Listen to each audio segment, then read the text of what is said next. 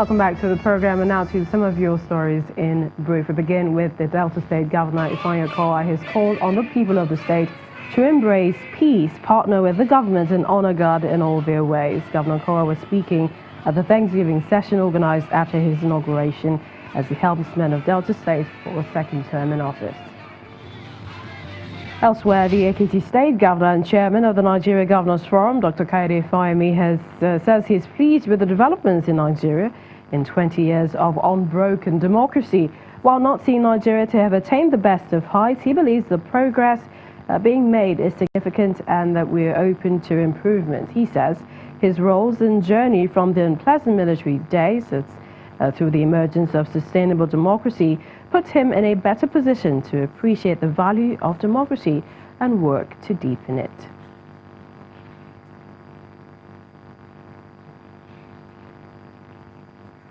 Now, about 29 state governors took the oath of office yesterday. 15 of them are of the People's Democratic Party. One of them is Mr. Seyi Makinde of Oyo State, who did not waste time in acting on some critical aspects of governance in the state.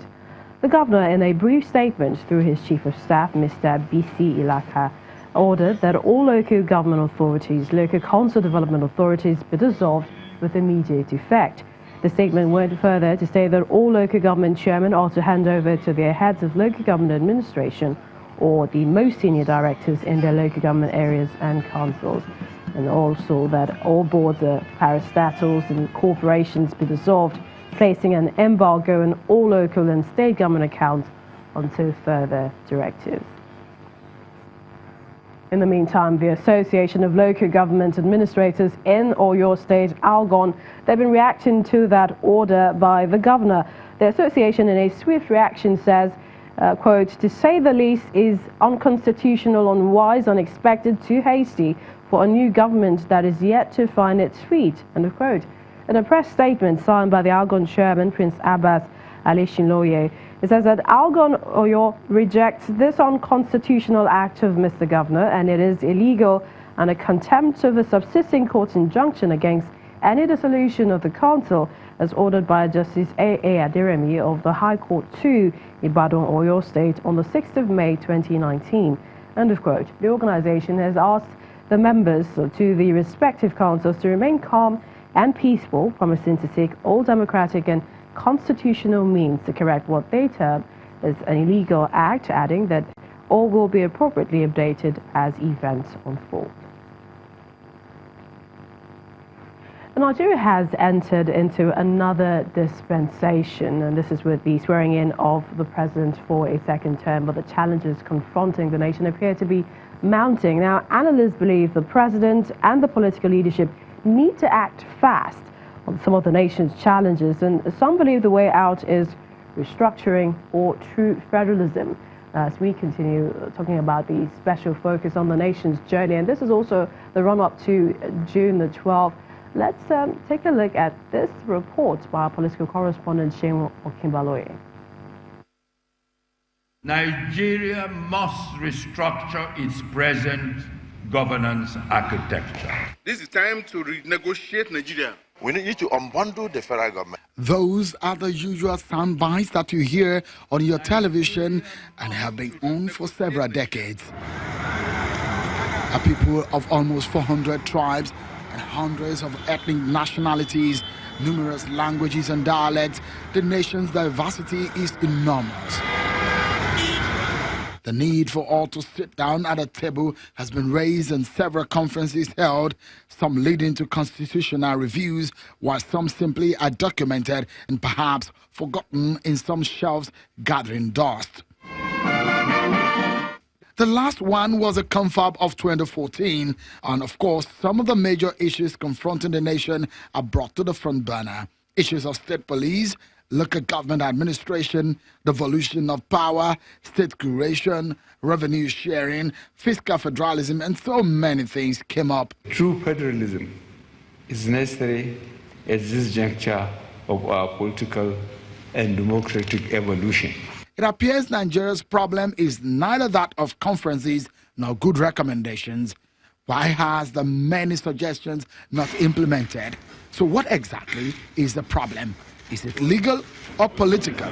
So, I approached two experts in these sectors, a political scientist and a lawyer who has been part of most constitutional reviews in Nigeria in the past years. So I asked the question, is the problem political or legal? It's a mix of both.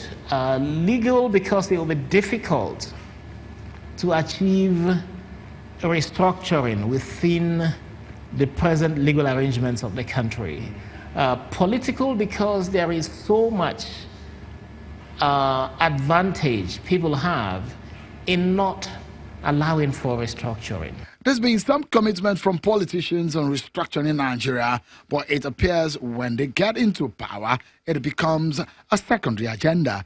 The APC has set up a committee on true federalism led by Kaduna Governor Nasiru El-Rufai, but not much has been heard about that since the report was submitted. Why is it difficult to restructure Nigeria? But there's a lack of sincerity amongst our leaders, and yet the country desperately needs to be restructured. A big question is, what is the way out? People need to sit down to, articulate and summarize what restructuring actually means. What can you do legally? Which means what portions of the existing constitution can you fake now that you can reform? We must go back to where we were by 1966, when the military adventurers or political adventurers turned the country into a unitary state. There is no question as to the need to fix some of the structural issues of the country. Indeed, the need is becoming more and more pressing. If this country does not restructure, it will continue to be underdeveloped. A new dispensation with expectations of fresh ideas and political will, confronted with daunting challenges threatening the nation. Restructuring or not, the fact remains that something needs to be done, and fast. Shenwa Kimaloye, reporting for Channels Television News. Well, senior advocate of Nigeria and professor of law, Professor Tahir Maman, is also weighing in on that discussion. He's asked for a quick intervention by the political leadership on the need to fix the structural imbalance in the country. He was speaking on our flagship News at 10 last night. The goals have been very diverse, and we cannot pin down exactly what is intended at the moment, other than when people mouthing the word restructuring through federalism. And for me, I don't know if there's anything anywhere where you can call true federalism, because each federal form of arrangement for each country is unique and depends on its history, its context, and its level of development. It's not about the size of the confederating units, although to some extent that plays some role. And but in our own case, even if at the moment we do away with the states and probably leave out the local governments, the issues will still be there, because I see more of issues about good governance than the structure itself. And the conversation continues. Join the discussion at CTV Politics at Channels TV. Many thanks for watching. I'm Millicent Walker. I'll see you soon.